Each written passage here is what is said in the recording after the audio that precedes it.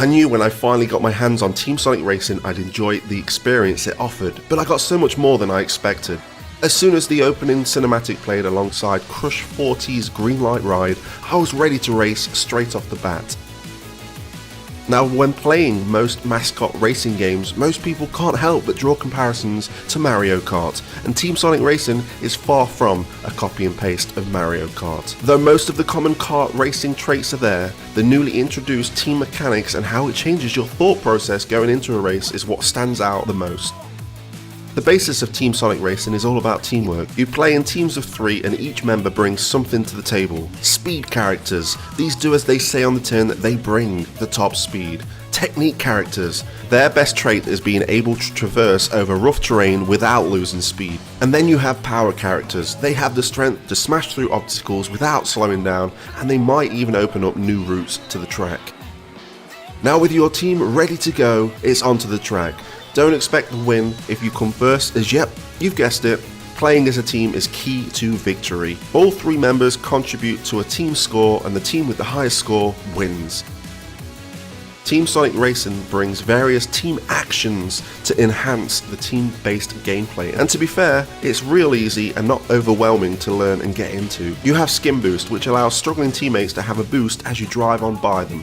Slingshot, which leaves a slipstream for a teammate to catch up and then get slingshot ahead. Rescue, where you can knock out opponents and save teammates. And finally, Item Transfer, where you can offer a teammate an item to catch up while you're ahead, or request an item from a teammate while you're behind and try and get ahead.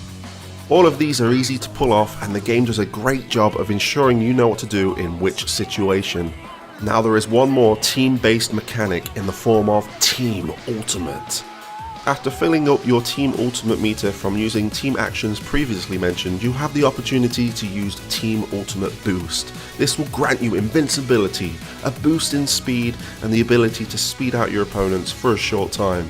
It's pretty satisfying to use, as well as getting to listen to some remixes of the characters' themes. Now with the team stuff out of the way, let's talk about gameplay and how it feels. When it comes to driving, it's pretty solid. If you've played Sumo Digital's previous Sonic All-Star titles, then you'll be very familiar with the handling, the drifting, tricks and gaining more speed. The items in this are the Wisps, and these items are well balanced in what they do. It seems like they've mastered their craft with this one. So if you've crashed into a wall, it isn't the game's fault, it's your fault. As for the tracks, you can expect 21 tracks spanning across 7 worlds. There are 12 tracks specifically for Team Sonic Racing and 9 existing maps from the All-Star series. Though I'm not too fussed about the reused tracks, as the new outweigh the old, and to be honest, even the old tracks felt pretty fresh due to the concentration on team gameplay. Right, let's talk modes. From the get-go, you'll have access to Team Adventure mode. We'll have a look at that in just a while. You have Local Play, which has Grand Prix, both team and standard modes. You have Expedition, which also offers both team and standard modes. And the last one quickly became my favourite mode to play, and that's Time Trial.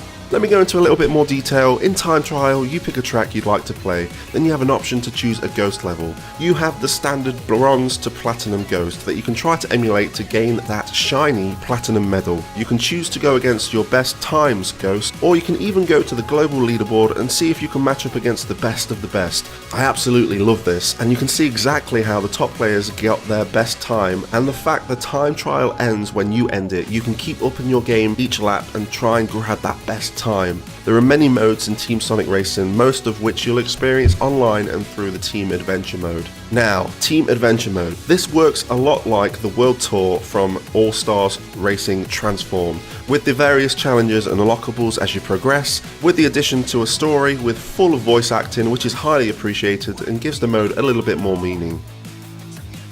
Team Sonic Racing has some customization options when it comes to the cars.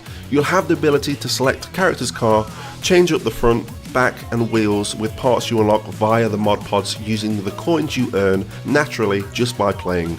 These parts can change the acceleration, boost, defense, handling and the top speed stats depending on what you equip. So you can choose to boost Sonic's speed related stats or choose to boost his defense in place of gaining speed. The choice is yours, and to be honest, I wasn't too impressed at first, but after failing many times at the challenges, the key was to choose the right racer for the job and then experiment with different parts to push you to the limit and complete the challenges. Aside from the car parts, you can also customize the colour palette of your car, of which I wish was a little bit more in depth. Decals to give your ride a little flair, and you can even change the sound of your horn if needs be. On the subject of horns, I'm so sure that Sonic's horn is the first half of the SEGA sound from Sonic Spinball. Here, just take a listen.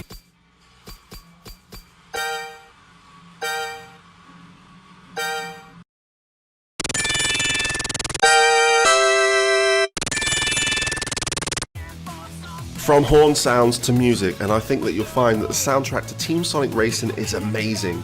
From Greenlight Ride to all of the remixes and arrangements from Sonic games past, featuring some talented folks like T-Lopes, Hyper Potions, and the legendary lead composer himself, Jun Tsunui. I have no complaints towards the music at all, I just wish we had a jukebox in-game so I can just sit away and listen to my heart's content. Before we wrap things up, let's have a brief look at the online. During the review period, I didn't have a chance to dive into any of the online matches, but I can see this is where the team-based gameplay will shine the most. Team Sonic Racing is truly a unique racing experience. The team-based gameplay has drawn me back into playing the racing genre. Aside from all the new things it offers with team-based gameplay, all the common tropes of a fun racing game are at their best here with Team Sonic Racing. I do wish there was more in-depth customization, and I did hope for a little fan service in regards to a jukebox for music and synopsises for the tracks and characters. I was also a little disappointed hearing that Gamma was in the game, just to find out that this was the screen Gamma option and not my favourite robot of all time.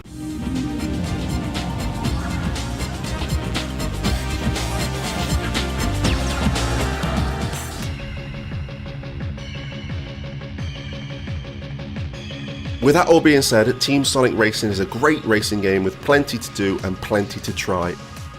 I'm going to give this a solid 8 out of 10. You can get Team Sonic Racing on Tuesday the 21st of May on PlayStation 4, Nintendo Switch, Xbox One and Steam.